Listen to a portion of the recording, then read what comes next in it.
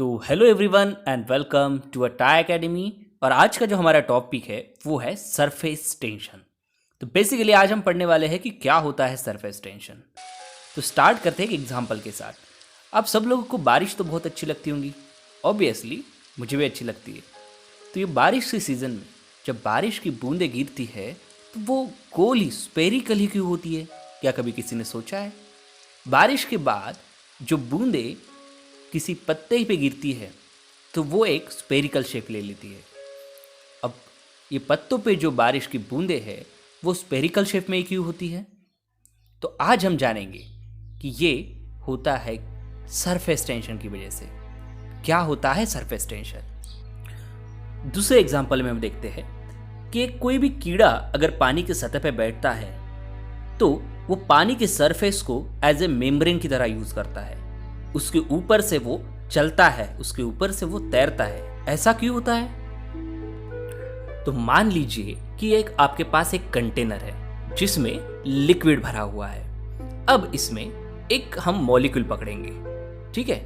इसके चारों तरफ जो है, चारों तरफ और भी मॉलिक्यूल होंगे जो इसके दाएं बाएं ऊपर और नीचे हर तरफ मॉलिक्यूल्स हैं। अब ये मॉलिक्यूल्स क्या करेंगे?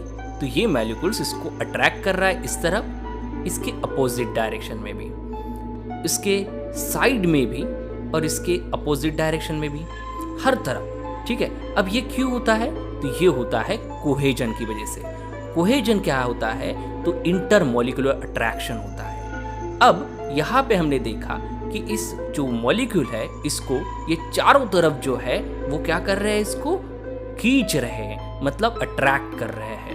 लेकिन अगर मैं बात करता हूँ सरफेस पे, अगर मैंने ये मॉलिक्यूल पकड़ लिया, इसके दाएं में एक मॉलिक्यूल है और इसके राइट साइड में एक मॉलिक्यूल है। अब इसके बॉटम में मॉलिक्यूल दाएं तरफ एक खींचेगा, एक बाएं तरफ, एक बॉटम की तरफ भी इसके मॉलिक्यूल जो है खींचेंगे। लेकिन इसके टॉप साइड में अगर आप देखते हो तो इसके टॉप साइड में कोई भी मॉलिक्यूल अट्रैक्शन के लिए नहीं है। इसलिए इसका जो नेट फोर्स होता है वो बॉटम साइड में अट्रैक्ट करेगा या बॉटम साइड में एक्सपीरियंस करेगा। अब अगर आप इस एक मॉलिक्यूल को, अगर आप नंबर ऑफ मॉलिक्यूल्स में देखते हो ऊपर की सतह को, तो इसमें आपको ये बॉटम जो है, टॉप लेयर के मॉलिक्यूल जो है ये आपको दिखाई देंगे। अब इसके ऊपर अगर कोई भी मैं नेट फोर्स अप्लाई कर देता हूँ तो इसकी वजह से क्या होगा? ये जो है बॉटम की तरह ऐसे जकड़ जाएगा, दब जाएगा, ठीक है, कॉम्प्रेस हो जाएगा। उसकी वजह से क्या होता है? तो ये टॉप में इसकी डेंसिटी जो है वो बढ़ जाती है। उसकी वजह से एक मेम्ब्रेन और उसकी वजह से इसका जो इंटरमॉलिक्यूलर अट्रैक्शन का फोर्स जो है वो फोर्स जो है वो इंक्रीज हो जाता है, बढ़ जाता है।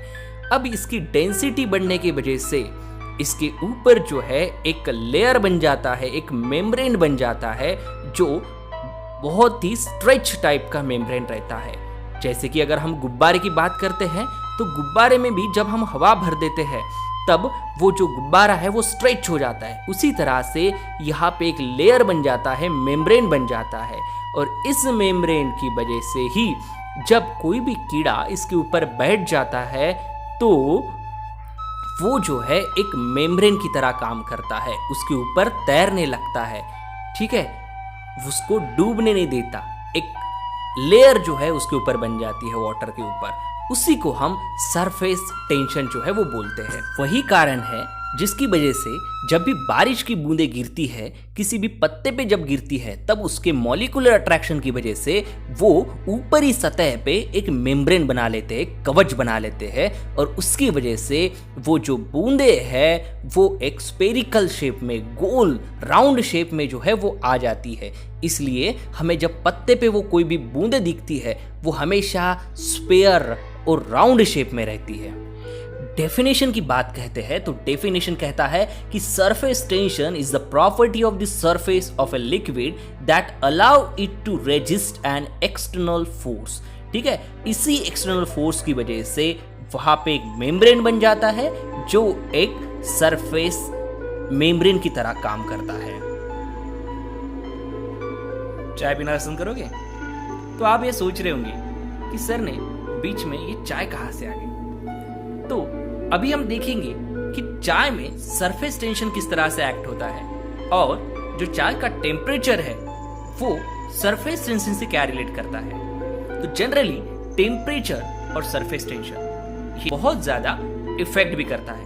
तो चलिए देखते हैं। तो अगर आप देखते हो कि जब भी हम चाय बनाते हैं, चाय अगर ठंडी हो जाती है तो उस कप में एक ऊपरी सतह पर एक लेयर बन जाती है, एक पतली एक लेयर बन जाती है जो कि हम आसानी से निकाल सकते हैं। सेम हम दूध के साथ भी वैसे ही होता है।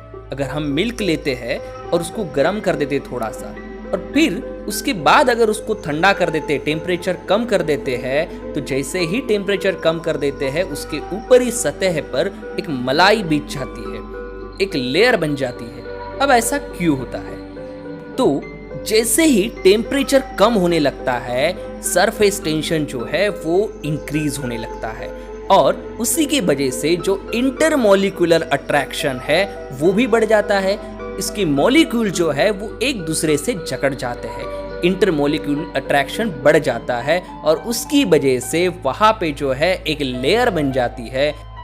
तो बेसिकली आपको ये याद रखना है कि the surface tension of liquid decrease with the rise of temperature. जैसे ही टेम्परेचर बढ़ जाता है सरफेस टेंशन जो है वो डिक्रीज हो जाता है और उसका उल्टा जैसे ही टेम्परेचर डाउन होने लगता है सरफेस टेंशन भी इंक्रीज होने लगता है। सो आई होप कि ये वीडियो आपको अच्छा लगा होगा, साथ ही सरफेस टेंशन क्या होता है ये भी आपको पता चल गया होगा। तो ऐसे ही बेहतरीन वीडियोस देखने के लिए हमारे एकेडमी को सब्सक्राइब करना है, साथ ही वीडियो को लाइक कमेंट करना है और अपने फ्रेंड्स के साथ शेयर भी जरूर करना है। Thank you.